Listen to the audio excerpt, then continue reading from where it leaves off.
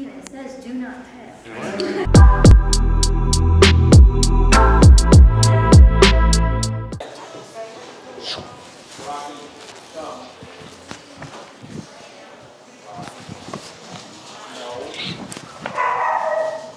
Down. Good.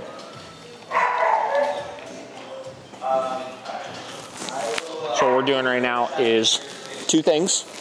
One, we are making sure that she's not jumping, right? Typically when she gets into these high arousal play states of mind, she starts trying to just climb all over you, which you kind of saw at the beginning, until I started giving the no marker and obviously correcting for that behavior. Two, we're making sure she has a clear off switch for the play. So when she gets into those high states of drive, I want her to quickly focus back in onto whatever task it is that we're trying to get her to do. And then once we release her again, we can jump back into those high arousal plays. So we can get them to kind of ping pong back and forth between those states of mind and teach them to kind of control that drive. Good. Okay. Lucy. Lucy. Come on. Come on.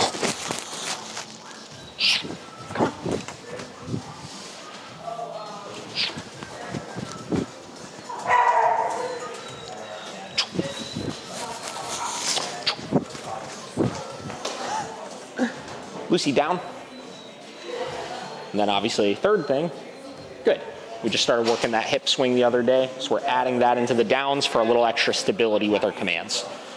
And again, we've talked about in the past, I think with Callie, how we teach that. We teach that utilizing a disconnected lure with the food, getting them to kind of shift their attention in a position where it's gonna kick their hips out to the side. You know, and like, you know, the teeth that he does, like I kind of texted you about, a lot of that's just him displaying if he's uncomfortable, and there was very, very little commitment behind him, like if there was ever any sort of like him getting annoyed with somebody, you know. We just put the muzzle on mostly for the human side of things, so we de-stress a little bit, you know. But this is all play, this is really positive. We want to see it go back and forth, right? So again, if you look at play at its core, play is not this like fun, loving, just like dogs love each other kind of thing. Play is two dogs competing with each other, right? And it's them trying to figure out who's more dominant than the other. So we'll typically see in cases like this that it goes back and forth, and like sometimes Rocky will push him, try to dominate him a little bit, mount him and stuff like that. And then Rocky will kind of get a little bit more submissive and let him do it a little bit more to him, which we kind of saw that progression, right? And you know, you may see it get more intense or less intense or this or that, but still, you know, yes, he was getting a little snappy there and stuff, but I still wouldn't consider it a major problem, you know what I mean? You just have to make sure as you're introducing them to new dogs that you just like kind of let them continue to work this out and be safe about it and use the muzzle, just like I was saying at the beginning, until you really start to trust them and until you feel like they've kind of developed a relationship with each other, right? I was telling Seamus before he brought Walter down, like Walter's very young right now and he is just like a ball of energy and extremely annoying, and it's funny, like anytime we've socialized him with new dogs, he kind of like has a habit of like pissing the other dog off like constantly. So you're seeing kind of a more intense version of what this would look like with virtually any other dog because of that energy that he's bringing to the table, you know? But they like it, right? They're still having fun throughout the process and stuff. It's just something like Shane was saying, you want to keep a little bit more of an eye on if you're seeing those types of temperament dogs that you're socializing him with, so.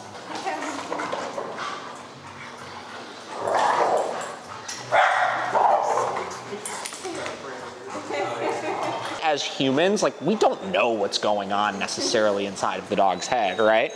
It's just as you do it more and more, you continue to watch it and you learn more about your dog and how they respond to different things and what they need in certain situations, right? But 9 out of 10 times, like when you start to remove yourself as much as you can and just do it in a safe way, it usually goes 10 times better than you think it's going to. So that's really, really cool to see. Rocky came here for dog aggression issues, and we posted a lot of videos of kind of the before and after of us working with him and the strides that he made.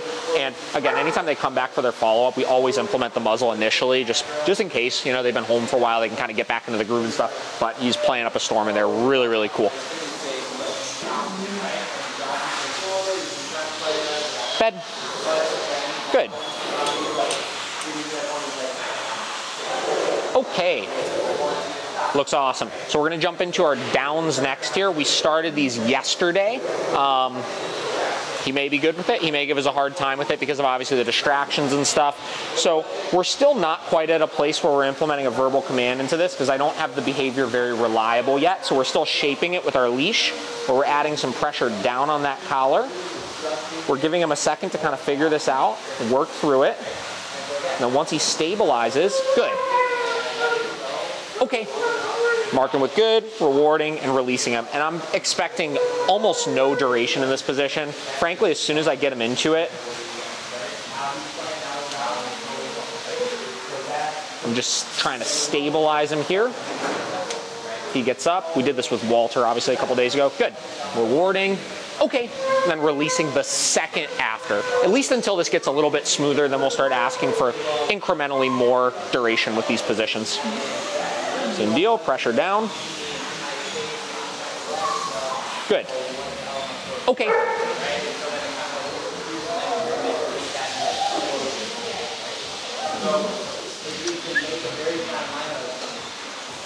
Now notice in those situations, finish this rep, then I'll say what I was going to say.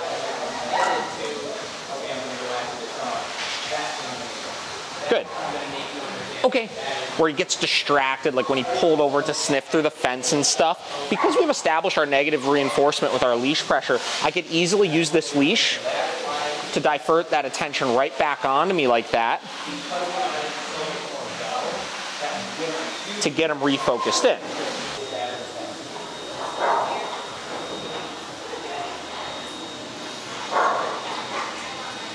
Good. Okay. Good. See, we want him understanding good. Okay. That very, very minimal directional pressure from the leash here. So if I apply tension on that collar, even just a tiny, tiny bit like that, I want him understanding good. That means a stabilize, okay, into that down position. And we're gonna keep drilling this until that gets smoother and smoother. Again, this is only his second session working on the down here. Good. And you see, I'm just kind of tapping that leash. Okay. Same deal, just tapping that leash. Good. Okay. Tapping that leash. Good. Now, okay, the next progression of this is going to be the same thing we saw with the sits and with the beds that we did the other day, where he's going to start offering this position on his own, right? So when I apply that tension, before I ever even go to apply it, he'll start stabilizing into that down. Good. Okay, and at that point, we'll have successfully shaped that position well enough where we can start layering our verbal command into it, knowing that, again, I can quickly get him to do the behavior after the cue.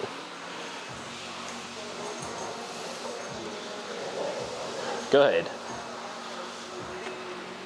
Okay. So he's also stabilizing a little better into it. I can start adding a couple of seconds of duration after rewarding. Good. So I'll tell him good, reward, pause for a second, okay, then release.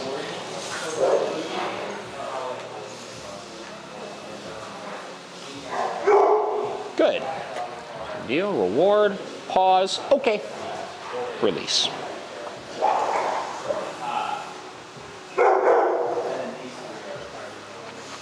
Good. Okay. Okay, so nails is really straightforward here. We're gonna do it right here? Okay. Oh yeah, we'll just do it right here. This will probably take us 5-10 minutes. Okay. So nails is really straightforward. Typically where the issue is a lot of dogs have a hard time with having their paw held and restrained. So not just touched, it's when you hold it and they try to resist and you don't let go. Okay. That's usually where the problem is, right? So I break this up into a couple steps here. Step one, grab paw, restrain paw, and just hang out there for a minute. Make sure that most of the resistance is gone, that she's staying fairly loose. Okay. Second step, do the same thing with the Dremel on, okay. Right? Sometimes the noise, the Dremel itself, the tool can cause an aversion to the dogs, right? Right. Second step here, you actually start grinding, and I typically go at a 90-degree angle like that, straight on with the nail. Then you just start grinding. Same deal, if you start seeing any resistance like that, just kind of wait her out for a second, but don't let go. Okay. And just kind of, again, just grind it down a little bit. And how far do you know, like I was worried about where to know where to stop. It's hard exactly to tell, you know. Typically, if you look straight on, you see that little red circle right there? Can you see that? Right in the center? Okay. Once you start seeing that, you know you're getting close to the quick. So be careful. So just be careful. Typically, I tell everybody when you first start doing your dog's nail, just do like that. Okay. You know what I mean? A little bit. Just get her used to doing it and start building your confidence in doing it. Okay. From there, you can really worry about taking them back, right? And just kind of watch it, look, you know. It's nice to know, though, I can bring her there. Here to do this. Oh, yeah. Yeah, but like I said, it is, once you get used to doing it, it's pretty easy. So, like I said, just take it slow, and the first couple times you do it, like I said, don't even worry about grinding them super far back. Just get used to the motion of doing it, because like the like the mechanics are kind of awkward initially when you're doing it, you know. So like you got to figure out what's going to be most comfortable, like as you're doing it. And do I have to watch that it's not getting like too hot? No. It should be okay. Yeah, I mean it's the nail. Like she's not going to feel heat through that. So, like I mean, if you actually look at this thing, right, like that friction, that's creating a lot of heat, obviously, and she's not feeling it. Okay. Okay. So. Cool.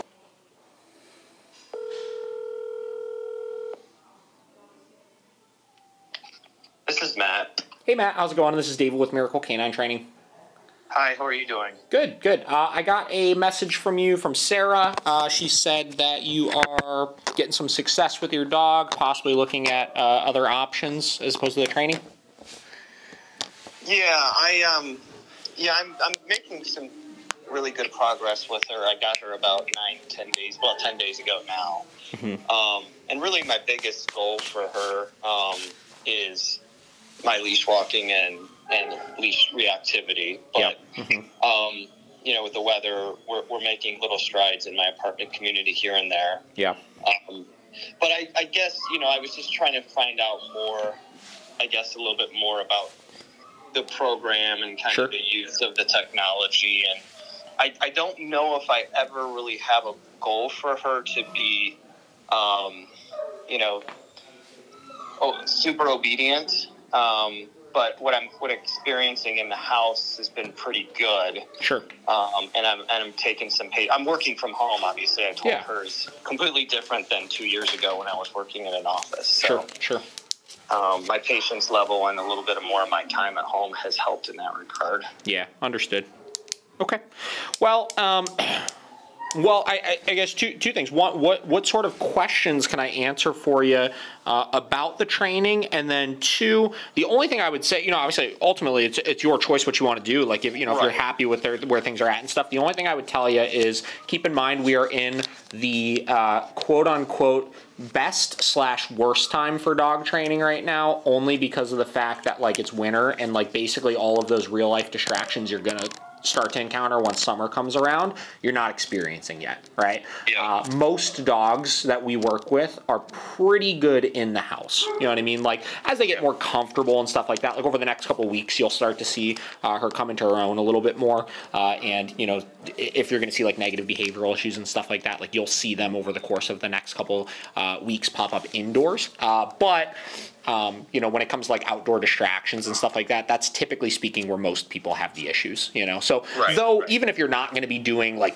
off-leash stuff all the time and you don't need this crazy high level of precision and stuff like that, I always say that's not necessarily the goal with our clients. Our goal is to get the amount of training that you're looking for established that's going to fit your lifestyle the best, right? So making sure your leash walking is good, making sure your foundational commands, whether you use them on leash or off leash, are reliable enough around like basically any day-to-day distraction that you're going to get encountered with over the course of the lifetime of the dog, et cetera, et cetera, et cetera, right? So, you know, in my opinion, you know, I always say, like, I've never really seen a dog that's so good that they don't, like extremely get impacted from good training. You know what I mean? If the dog is already pretty good, it basically just allows you to do more things with them and kind of take it to the next level and incorporate that dog even further into your life, you know? So what we'll do in a second here is I'm going to put him into a down. I'll tell him good, give a reward, and then I'll just wait and just watch, and I want to see how long he looks at me for. and we'll count, and then you'll do the same thing. You'll put him down, tell him good, reward him, and then see what you get. Well, see, this is a huge disadvantage now. Unbelievable. And fucking Matt comes Good. to work. Hold on, I gotta prime my dog up here for a second. Good.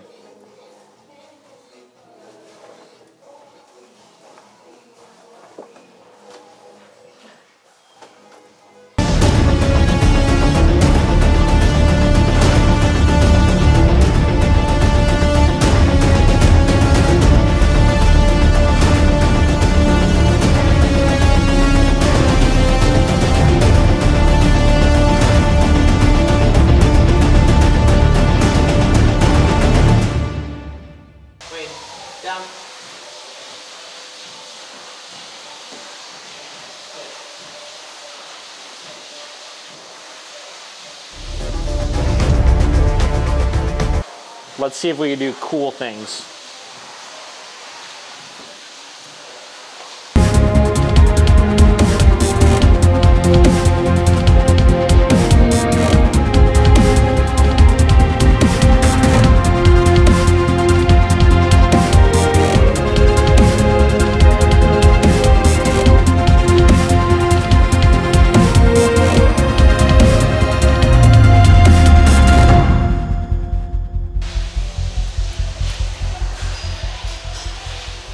Care to come look from this angle at my masterpiece? Can you like zoom it in and make sure everybody can see what it spells? And then look at his face. See the staring contest now?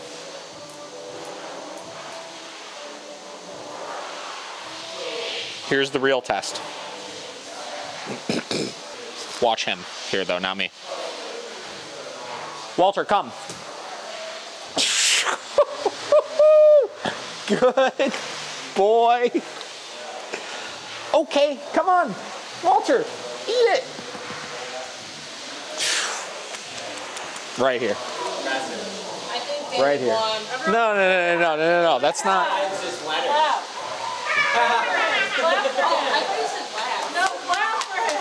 For Walter, not me, guys. For Walter. Okay, so here's the thing though, Seamus. Good. I want to see the. Yeah, I want to see you do something now with him. What's he gonna spell? This is the question. I know. I'm curious.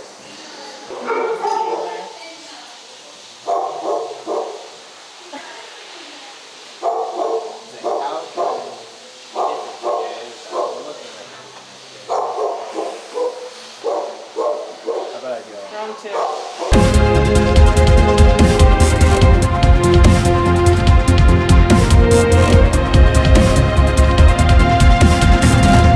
Beautiful. He wants it. Okay. Okay. He said, well, that looks delicious.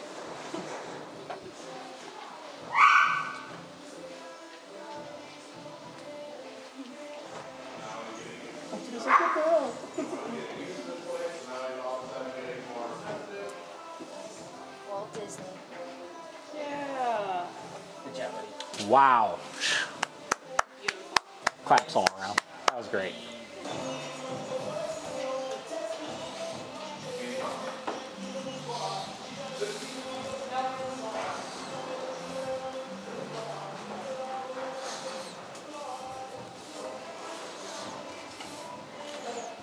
This is competition number 3. How many times can I do this without needing a correction?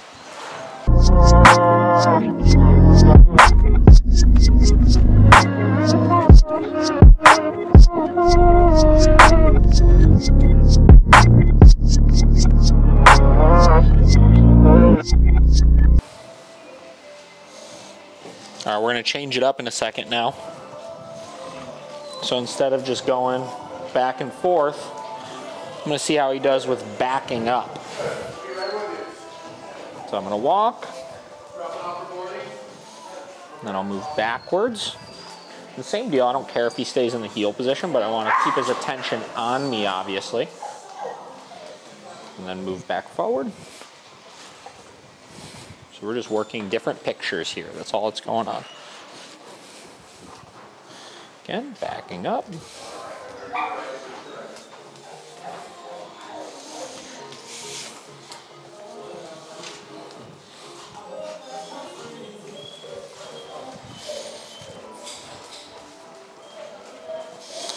And then I'll turn here, and then we'll do the backing up from the other way.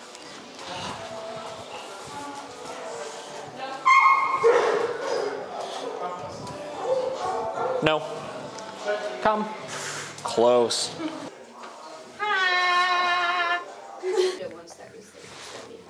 Dude, chill. Can you chill? Do you think you can?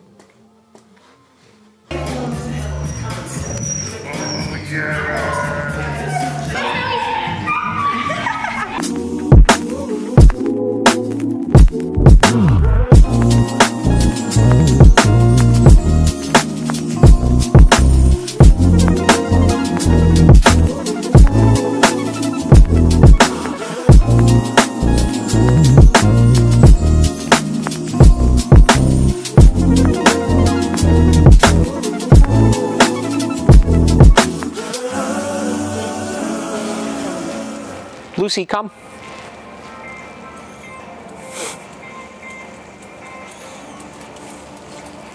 Good.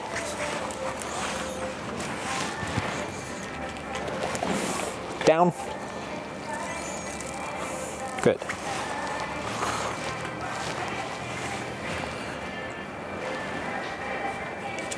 Good.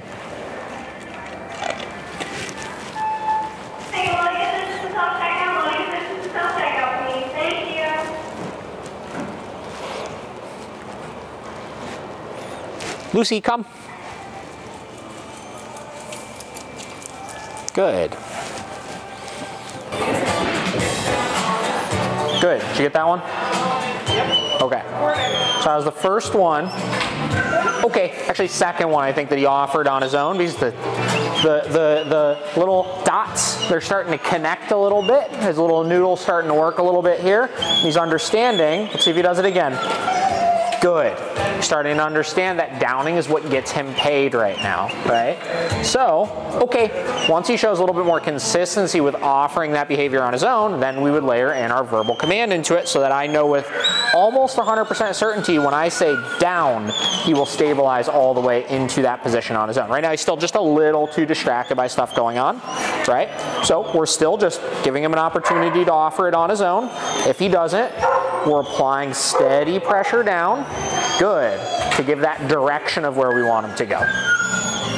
Okay. Same deal. Give him a minute. See what he does. Again, if he's distracted, no big deal. We use our leash pressure. Good. And that is why we take this balanced approach with things. Good. Okay, of using the positive reinforcement and the negative reinforcement so that as we're working through this, we could sidestep a lot of the hurdles that you may experience or a lot of the situations where you can't necessarily keep your dog under control because they're distracted, right? Even now, even though he's distracted in that way, I could apply pressure, good, and get him to stabilize into a position. Now, it's not perfect yet. Okay, we're just working through this stuff now at this point, but this is how this pieces together, and this is how that engagement starts to get on us as he starts to understand both we are valuable for doing the things that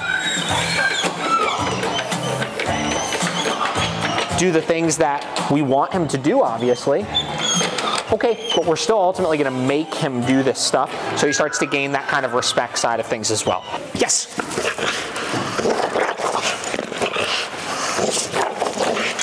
Out.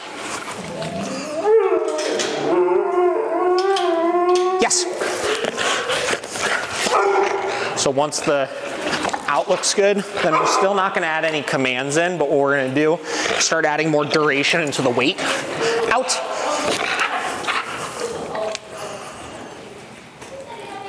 Yes.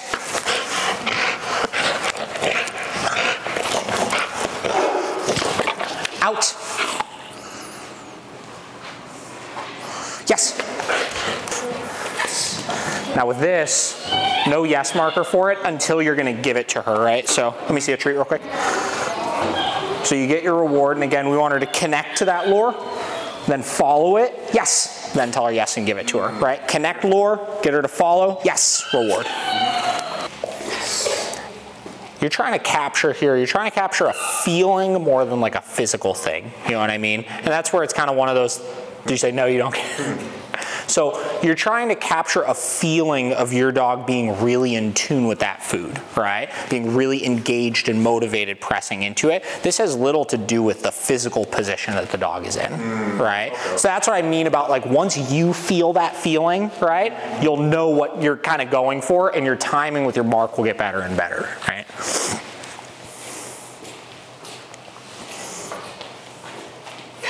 Yeah, like right there, that one I could see looked better, right? I saw the commitment and the drive into it, right? Clarified, that helped. Yeah.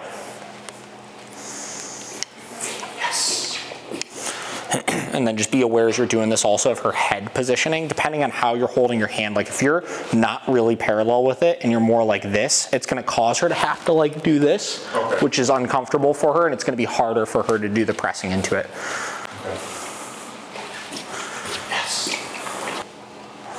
All right, so once that one looks good, that's when you start adding in your side variations into things, right? So sometimes you could use a wall for this, but we're looking for, yes! We're looking for the same thing here, of that feeling of her pressing in. Yes! Pressing in pretty nice. Yeah. You're just kind of getting her on that left. Yes. Why don't you try a couple of those? So you're using essentially a disconnected lure to get her kind of around and into that position. Then connected lure here to get her to follow on that left-hand side. And we're just using the wall as a barrier here to kind of start to shape that position of what we want.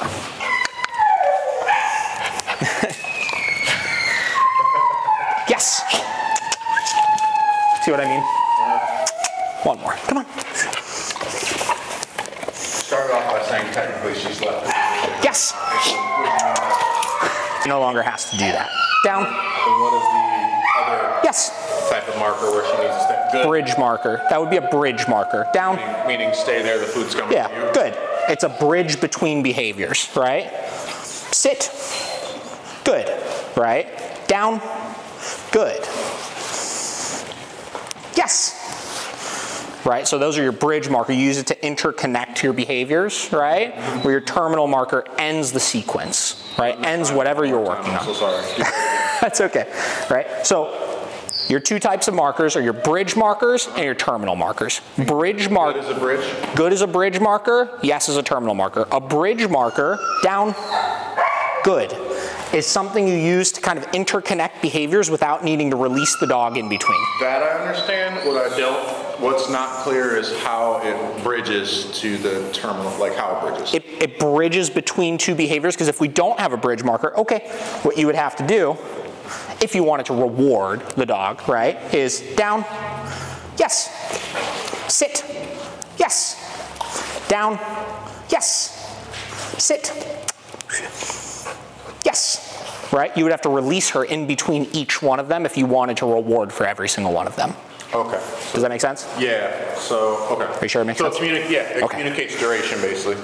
Well, yes, right? I mean, yes, it communicates duration, but the reason why we use it is when we're working sequences of behaviors, right? You could work a bunch of behaviors without ever terminating the position, right? So down, good, right? She's still in down, right? Now I want to do a sit. I don't have to release her from it. Sit, good. Down, good. Sit, good. Okay. Down, good. Seeing is believing. Sit, I see. good, right? Yes. Or else, like I said, if we didn't have a terminal marker, right? Or not, sorry. If we didn't have a bridge marker, we would have to use a terminal marker if we wanted to reward for every single rep, right? Okay. You could still, let's say we're not using rewards and I wanted to go, Annie, down. Annie, sit. Annie, down. Annie, sit. Like, you could do that, right? And you don't need a bridge marker to do that, obviously. But if I want a reward for those steps, I do, right? Have you had an opportunity to socialize him at all since? Yeah, I did this past Monday. Okay. Who'd you try to get him around? My friend's dog, the one that I really want him to be cordial with. Yes. It went okay. We walked first, like they normally do. She did snap at him on the leash, which he's never done, but maybe it's just because they haven't seen each other in a while. Did they greet on the leash? What happened when you snapped at him? Like why? Yeah, like what? Like did they come up to each other while they were on the leash, or what happened? Like midway in our walk, I think they were like peeing in the same area. I gotcha. But he's never done that before. That was a terrible, terrible noise. We walked for like an hour, and then we went back to the house. We went in the basement. Yeah. Her dog is, I don't want to say antisocial, but just isn't, just like does his own thing. Like doesn't want to play. Yeah. Just kind of there. Okay. So they were both flying like 10. They just kind of did their thing. Yeah. They, all right. and they didn't interact with each other. Like at all? Her dog tried with him. Yeah. Like he was just. all right. And then I know you said like to kind of ignore the dogs, and when we ignored them, they just didn't do anything. So then we tried to like have them cross paths and stuff, and they did, and he never snapped. So that's good. It's all positive. Just leave them be though. Like I said, if they're not interested in interacting with each other, no problem. Don't try to force it by any means. Because here's the thing, if he is uncomfortable and he's like, you know, I just want to stay over here, if we do then go to force it, that kind of makes them lose a little bit of the trust in us that we're going to force them into those situations like that, you know? And then just make sure when they're on leash, even though like you've never had a situation like that before, just make sure they're far enough away where there's not going to be any snapping on leash.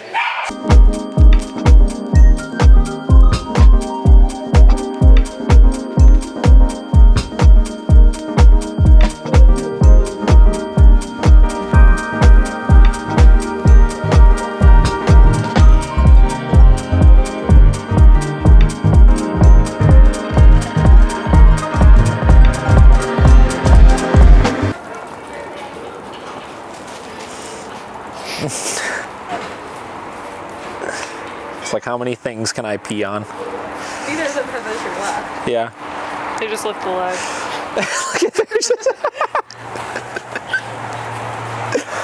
If he does it again, unbelievable. Like now we're seeing, like even when we were just talking a minute ago, when he was like right here with like 3 other dogs, he's cool now with them getting in his space and not freaking out, right? So at this point, this is where I would be like, all right, I'm cool with popping this thing, right? And if we did get to that point, which I don't know, we'll see, but still e-collar, and then do we correct him when he snaps? Like I said, we found personally that the corrections were useless with this, right? It did not for him, right? I mean, it's dog by dog, obviously. In his case, because those reactions are coming from 1, a place of fear, right, and 2, a place of him just feeling trapped. If you're adding big corrections into that, it's only going to make that worse. You know what I mean? So, like I said, like that one day that we did pop the muzzle off and we kind of did it a little bit too soon, right? We didn't, I corrected for it one time because I had to, right? But I know that correction didn't do anything, obviously, right? And in addition to that, we just put the muzzle back on and just, we did take a step back, you know? So if you start noticing that he's reverting back to snapping and stuff like that, you just put the muzzle back. Right? And then what's our, do you think he needs to come back? Do we need to start doing the day stay? Yeah. So in my opinion, I think that daycare would be a really great fit for him because we would just be able to do more of this. You know, like I said, like this is fantastic. I mean, you know, like 20 minutes ago, we're running that off, right? And you know, until he's loosened up, he's not doing a part of himself in the same thing. So I think at this point, like even if like let's just hypothetically throw out like once a month, right? Once a month, you brought him for a day of daycare just so you could just have some interaction and stuff like that. You're gonna find each time that you go like a prolonged period without doing it, and then he comes back, it's not gonna be as dramatic of a thing, right? Like, this is all, you know what I mean? Like, this is really good.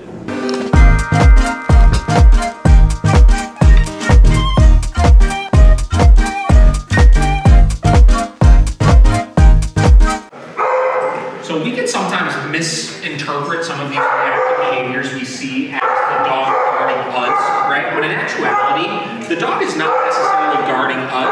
typically guarding themselves, right? But because we're like the safe spot and we're like the last line of defense, basically what happens is when they get back to us, like if he got all the way to you, that's like essentially the equivalent of him being against the wall, right? So those reactive behaviors are going to be like 10x more intense. So as we start to work through these things and we start to kind of shift that state of mind through some of our additional commands, duration work away from us, like all of those types of things, what happens is we can kind of get them out of this state of mind. They have to be like directly next to you 24/7, or at least if not 24/7, when they go into like public settings and stuff, you know, which can help, like I said, like 10x with those reactive behaviors. So, come on, buddy. So do you use come as like your walking command? Yeah. Perfect. So that's pretty similar to what we do. So what I'm going to do here, have you go a little bit further over there here, just like a little more space here. What I'm going to do is I'm going to start with just implementing some of those come commands. And all I really care about is that he turns with me to start, right? As far as use of the e-collar is concerned, we'll be giving taps, obviously, if he doesn't do it, but I'm going to be pairing in our no marker into this. So just getting a clear mark identifying the mistake before I give that correction. So I'll tell him, Beckham, come.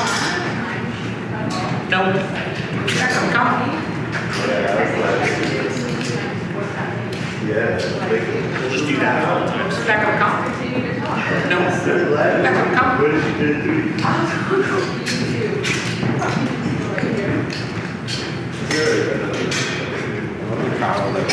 No. Come with that. It's like the collar with the caution tape. Good. And that's what I want to see is that when I make those turns, obviously turns with me. No. Come.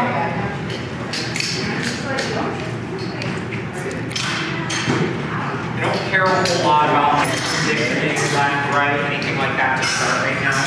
The only expectation that I have here right now is it's essentially moving in my direction. Just like that. Good job, buddy.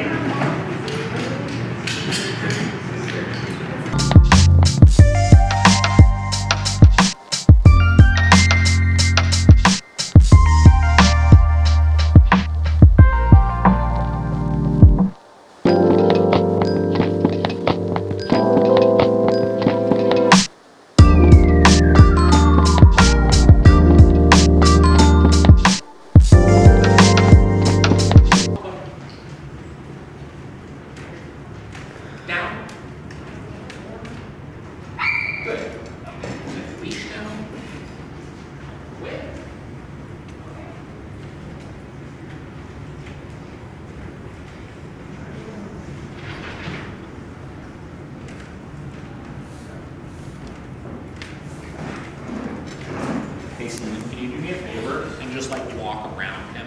Yeah. Doesn't matter which side.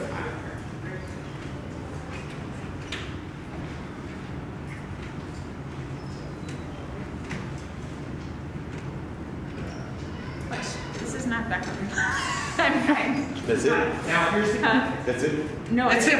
No, I'm saying this is not him. This is not how he usually is. Now here's the thing, right? Like I said at the beginning, we're not doing anything magic. No. Right? Nothing crazy is happening. It's not like he came in here and there's this aura that says like, oh my god, you have to listen. And again, this is a testament to how good of training he has done right now. You know what I mean? And how good of a job you guys have done so far with him. The only key, this is every time I wind up in a situation like this, where we have somebody that stuff some training, it's like I'm having some issues with this or that, it's almost always a motivation issue. And don't worry about any of that. That's a lot of times, you know what's really interesting when I see things like that, is that behavior you just saw right there, that was not aggressive. Right? That was just like, oh my god, I'm startled, there's a dog here, I'm gonna kind of get in their space, I want to sniff them out, kind of see what's going on and everything, right? It was not necessarily an aggressive behavior, but here's the issue, right? A lot of times when dogs are on leash, let's say he did that exact same thing, but he was on a leash. What happens is when he does that quick lunge to go sniff because he's startled, what immediately happens is they feel the end of the leash, and then they get frustrated because of that tension, which then creates the big explosion, right? So that's what I was kind of meaning about. I don't really think the dog is necessarily the issue in the equation. I think in most cases the leash is the problem, but the dog not understanding the leash well enough is the problem, right? He's gonna bark in that aggressive manner, Yep. lunging manner. Just keep in mind again, it's the leash that's causing this, right? So that's why, again, I separate my mind into kind of two different things, right? So thing number one is my obedience training and my environmental socialization, which means anytime my dog is on leash and I'm going into a public setting, my number one goal is to get all the attention on me and all the attention off of everything else, and there will never be like a sway from that, right? There's never going to be a time where I'm like, oh, well, he's doing really good now, so now I'm going to start allowing petting on the leash or do this on the leash, because that'll probably won't prevent, right? So that's like one half of my brain, and then the other half of my brain is him actually socializing and interacting with new dogs and people, which always has to be done in a place where he's free to move around and express himself and start to like that. Exactly, right? And again, keep in mind, what did he barked at him, right? Like, you know, trying to bite him, and I understand, well, he's got a muzzle on, what if he didn't have a muzzle on, this, that. You know, we play that game all day long. But from our experience, we do a ton of socialization here. We do a ton of dog aggression work here and stuff. And from our experience, we haven't seen that to be the case, right? In those types of situations, if a dog is actually going to attack another dog, like, you're going to know it, you know?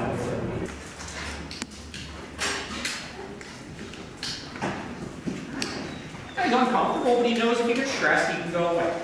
Right? That's the key with this, and that's why the on-leash is so bad.